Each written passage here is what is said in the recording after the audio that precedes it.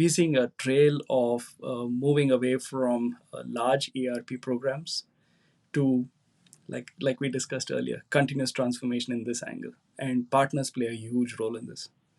What will how do you make the technology stack and the processes at any organization more agile to so that they have the wherewithal to transition to this continuous mindset, or as they're making changes to what seems like a consumer experience interface, like you said, with the curbside pickup, you have to be very agile to changing your back end because it's really mainly a back end order management or invoicing or whatever issue. So talk a little bit about enterprise agility. I know it's a topic that comes up with a lot of our client base, and Mhm. so we have a lot of experience talking to leaders about this. What can you tell us about what you're seeing?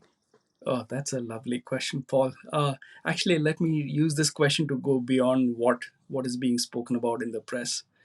Uh, the press talks about organizational agility in the form of culture. And I want to tick that box and move on to the topics that are not spoken about, and that is financing and architecture.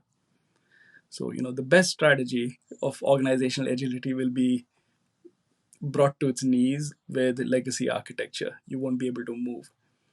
So, if you can apply the word agility to how one should think architecture, one should think as delayered as possible. Now, thinking as delayered as possible unfortunately means that ERP or software as a service is not always your answer. The very fact that you can buy software for a process shows that every other organization is actually doing that process already. It's not going to differentiate you. I think the world is a mix of SaaS, ERP, and, like in the old days, bespoke development. So thinking architecture in terms of delayering, because that delayering gives you the best flexibility, and also doing very careful buy versus build and not going too much towards buy. I think the innovativeness comes in the build part.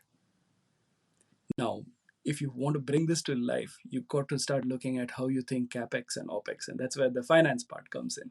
How do you go away from annual budgeting towards delayering continuously? How do you go from thinking of a budget for a program to doing agile sprints?